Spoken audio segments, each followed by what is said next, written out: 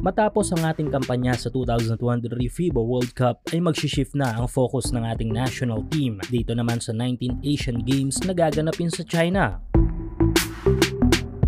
Though mga Asian teams ang makakaharap natin dito ay hindi magiging easy win lahat ng mga laban ng ating national team sa tournament na ito. Para sa mga hindi pa nakakaalam, ang Asian Games ay magkaiba sa SEA Games, kung saan ay mas hamak na malalakas ang mga Asian teams ang ating makakalaban, tulad na lamang ng national team ng China, South Korea at Japan. Kaya't masasabi natin hindi biro ang kompetisyong ito para sa gilas, kung kaya't minabuti ng SBP at PBA na muling magsanib puwersa upang maidala sa lineup ang mga malalarong available para sa ating pambansang kupunan. At di tulad ng inasahan ay tila ginulat tayo ng SBP at PBA sa mga players na kanilang posibleng ilagay sa final roster sa Asian Games. Sa unang araw ng Gilas practice ay namataan ng ilang mga veteranong national team players na hindi natin inasahang babalik pa sa ating national team. Sa larawan at ilang footage ng ensayo ng Gilas ay nakita sina 2-time PBA champ, PBA Finals MVP at 6-time PBA All-Star na si Terrence Romeo, kasama si PBA champ, 2-time Best Player of the Conference at 8-time PBA All-Star na si The Beast Calvin Abueva. 5 taon din ang dumaan bago muling makabalik sa ating national team si Calvin at Romeo. Huling laro ng dalawa ay noong 2018 nang masangkot sa naging insidente kontra Australia na nauwi sa pagkakasuspinde ng mga ito. Inakala na marami na hindi na muling makakabalik pa sa ating national team si Calvin at Romeo dahil nga bukod sa iba't ibang mga rason ng dalawa ay sinamahan pa ito ng mga serya ng injuries. Si Calvin nasali sa iba't ibang insidente na mumuntikan ng maging mitya ng hindi pagbalik nito sa PBA, pero nakita naman natin na nandoon pa rin ang taglay na husay sa laro ng nag-iisang The Beast nang bumalik ito sa ating pambansang liga. Though medyo maingat na nga si Calvin sa kanyang mga acts sa laro, ay nanatili pa rin ang husay na naibibigay niya sa team nito sa PBA. Yung hustle at energy sa laro ay naging factor upang mapabilang pa rin si Abueva sa mga top players sa PBA. Si Terrence Romeo na naging balakid ang maraming injury ay nagpapakita pa rin ng husay sa laro. Sa pagbalik nito sa PBA, tila mas naging matalim si The Bro sa laro, kung saan ay naging susi pa rin ito para maabot ng SMB ang best result sa pagtatapos ng season. Sa footage ay makikita ang pananabik ni The Beast at Romeo sa ensayo, kung saan ay talagang masayang nakabalik ang mga ito.